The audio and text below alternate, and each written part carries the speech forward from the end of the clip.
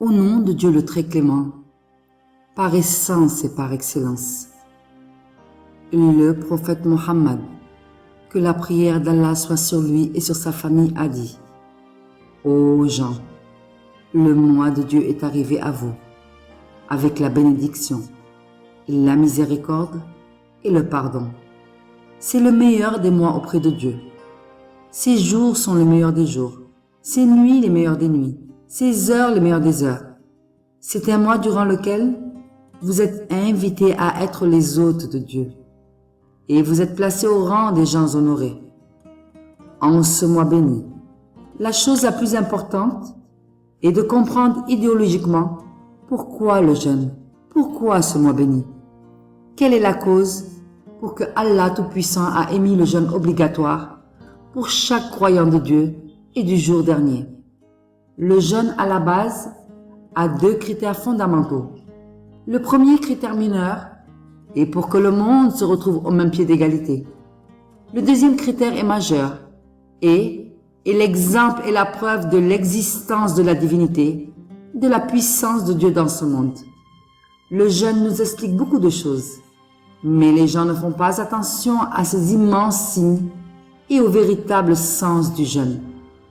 Chaque créature des cieux et de la terre a son propre système et ne peut en sortir. Il est poussé par sa propre nature. Si vraiment la nature matérielle avait créé le monde et que le monde matériel avait été créé par une autopuissance et que la nature n'aurait eu besoin de l'existant tout-puissant, alors l'homme n'aurait pas pu jeûner.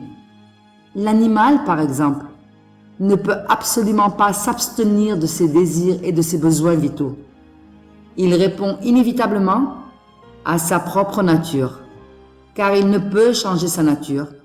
De même pour la végétation, qui ne peut elle aussi changer sa nature. Tandis que l'homme peut s'abstenir de ses désirs et besoins.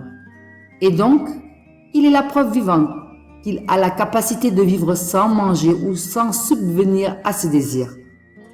On peut prouver que la nature n'a donc pas créé l'homme, mais bien l'existant tout-puissant.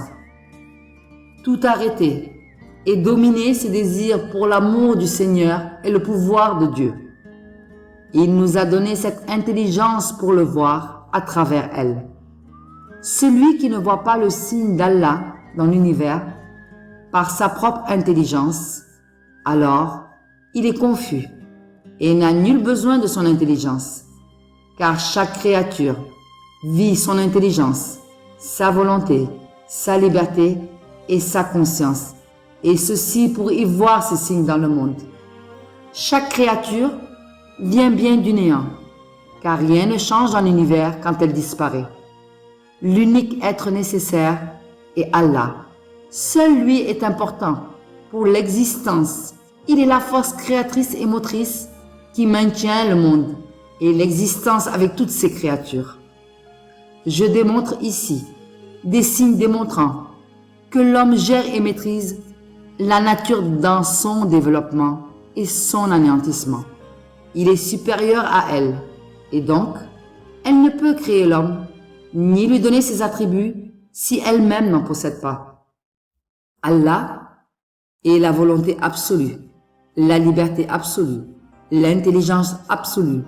Il est la conscience absolue créatrice qui a tiré toute l'existence du néant.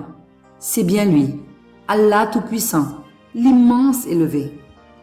Allah Samad est l'objectif des objectifs de chaque créature du Seigneur et le chemin de la droiture et ce qui relie la créature à son Créateur. Il est important de savoir que le jeûne n'est pas seulement de s'abstenir de manger, mais si l'on veut voir le vrai fruit et la valeur du jeûne, c'est bien après la rupture qu'on peut le percevoir. Sa valeur est de rester dans la restriction minimum et dans l'adoration maximum et de ne pas passer la nuit à manger et à subvenir aux désirs et aux actes illicites. Le meilleur d'entre nous est celui qui utilise cet espace-temps au profit d'améliorer et de blanchir son livret.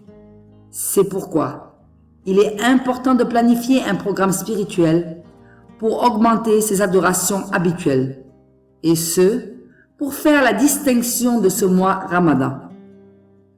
Mais comment peut-on savoir que Dieu a accepté nos actes d'adoration? Simplement en constatant l'amélioration du comportement et le changement des tendances de désir de l'homme. Dieu alors nous a guidés vers sa lumière de guidance. Mais tout doit être pris en considération.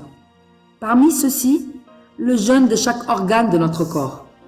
Si l'homme n'a pas pu vaincre ses mauvaises habitudes et n'a pas atteint le degré du changement de comportement après le mois de Ramadan, alors ses actes d'adoration pendant le jeûne n'ont pas été acceptés.